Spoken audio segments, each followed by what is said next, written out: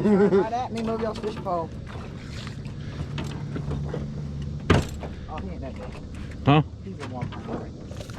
Oh.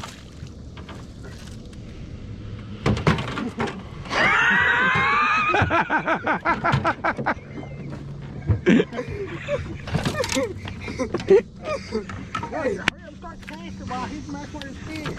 So we better cast a halfway decent spot.